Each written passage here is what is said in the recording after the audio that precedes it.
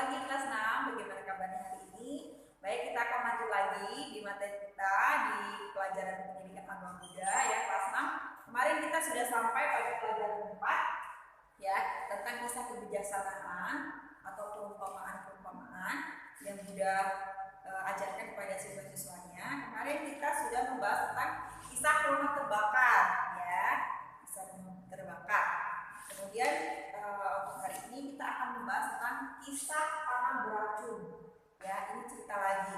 Ya, jadi nanti dibuka bukunya, ya, disimak, dibaca lagi. Ya, Teacher akan menjelaskan tentang kisah panah beracun. Halaman 38.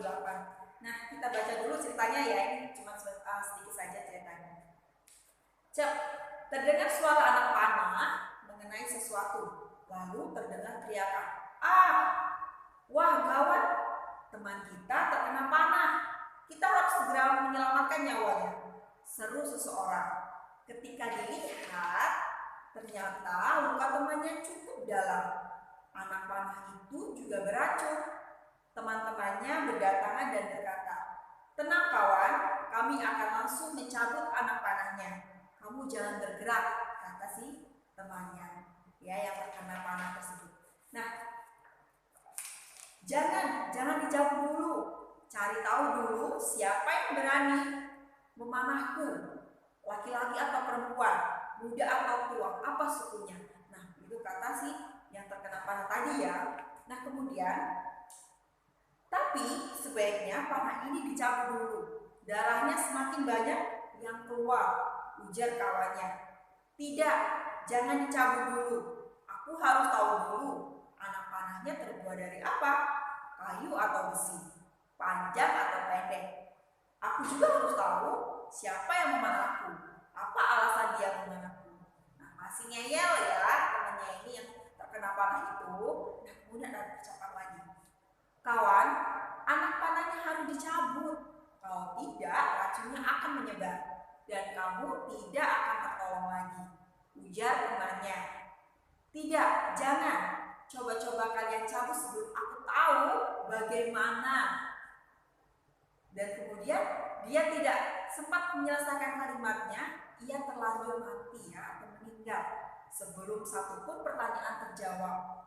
Ya, nah jadi kita bisa lihat ya dari cerita ini bahwa si temannya ini ya yang terkena panah beracun ini masih ngeyel ya, karena temannya ini terkena panah ini tidak memiliki kebijaksanaan dalam dirinya ya. Nah, kemudian di sini ada halaman 39 ya, masih dengan materi ini.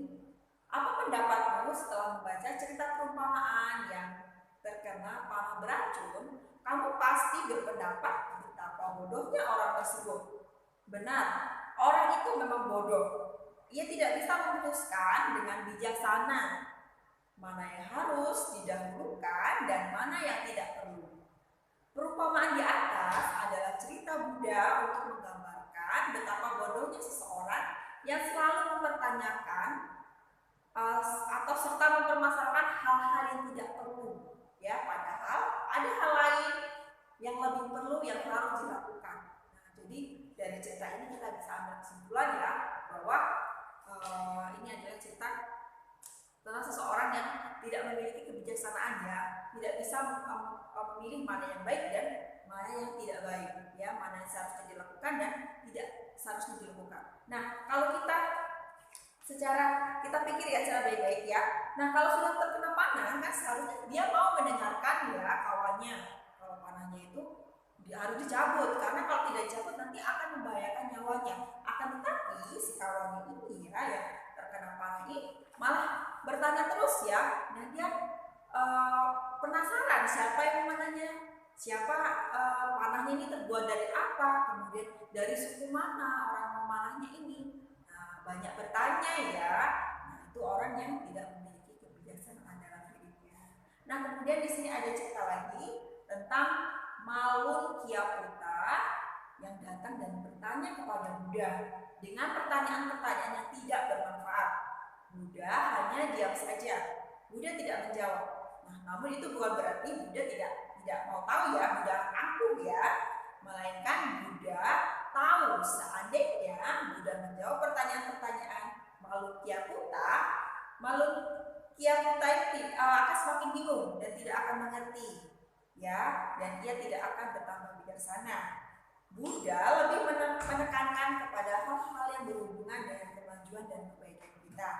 Jika pertanyaan yang diajukan itu memang bermanfaat untuk kemajuan dan membawa perkembangan, maka Buddha akan menjelaskan dengan panjang lebar, walaupun tanpa diminta sekalipun. Jadi si Malukyaputa ini ya, dia itu bertanya pada Buddha, tapi pertanyaannya itu nggak nyambung, ya, nggak nyambung apa yang dia tanyakan kepada Buddha, ya. Jadi Buddha hanya diam saja ya, sambil menangkap pertanyaan si Malukyaputa.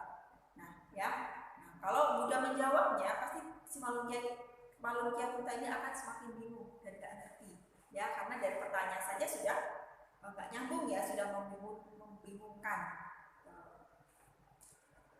Buddha mengajarkan kita semua bahwa ajaran Buddha adalah untuk dijalani, bukan untuk dipertanyakan dan diperdebatkan.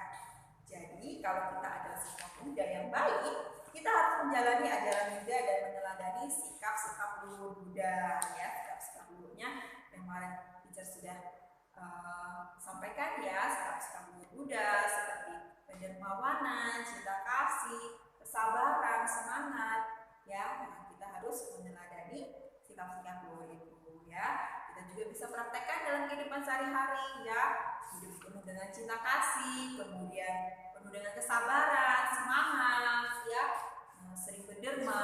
Nah, itu sudah mencerminkan, ya, meneladani sikap-sikap luhur Buddha.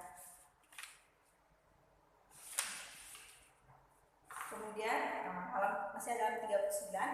Sebenarnya Buddha bukan melarang kita bertanya. Ada hal yang memang perlu kita tanyakan kalau memang itu berhubungan dengan pelajaran dan kemajuan kita. Tapi kadang ada anak yang suka bertanya hal-hal yang iseng atau karena tidak memperhatikan penjelasan guru, sehingga terus bertanya hal-hal yang sama. Ada juga sebagian anak yang tidak memperhatikan temannya bertanya, sehingga ia juga mengajukan pertanyaan yang sama kepada gurunya ketika gurunya sudah menjelaskan. Nah, biasanya ini terjadi, ya, setiap kelas, ya, misalkan teachernya kasih pertanyaan kepada si A, ya, sudah dijawab, nanti si C ini bertanya lagi dengan pertanyaan sama. Nah, itu si C ini tidak memperhatikan, ya, ketika temannya bertanya kepada gurunya.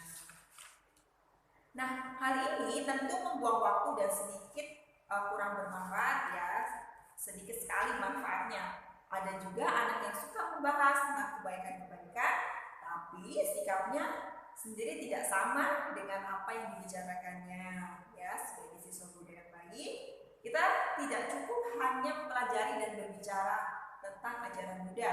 Kita harus mulai melaksanakan ajaran Buddha, ya. Jadi kita tidak hanya ngomong saja, ya, kita harus juga praktekkan ajaran-ajaran Buddha ini, ya.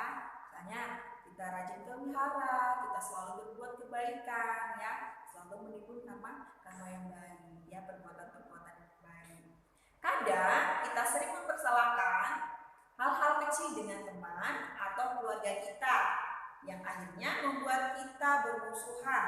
Padahal hal yang didebatkan itu tidaklah penting. Kadang-kadang orang berdebat hanya untuk menang sendiri saja, bukan untuk memahami sesuatu dengan lebih baik. Jadi daripada mendebatkan hal-hal yang tidak bermanfaat, lebih baik kita hidup bersama dengan damai dan bahagia.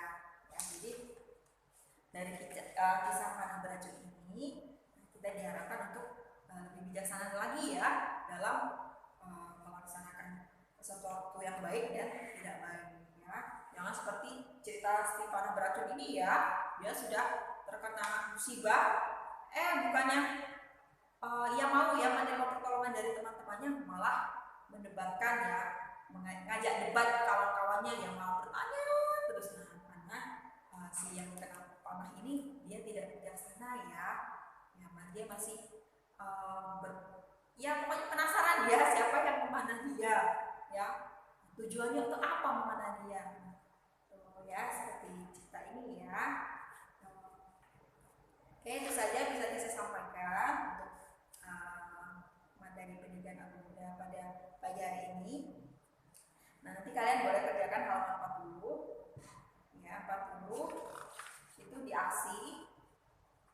asing, halaman 40. Dan di sini ada beberapa pertanyaan. Nanti kalian bisa baca petunjuknya. Di sini ada petunjuknya. Orang bijaksana dapat membedakan hal yang perlu dan yang tidak baik. Bacalah kejadian di bawah ini dan tuliskan mana hal yang tidak perlu dilakukan dan yang mana yang perlu dan apa yang sebaiknya dilakukan. Misalnya di sini nomor 1, Lobby ingin pergi les, tapi Lobby baru akan pergi les jika ia diberikan mainan baru. Nah, kira-kira si Lobby ini bijaksana nggak ya?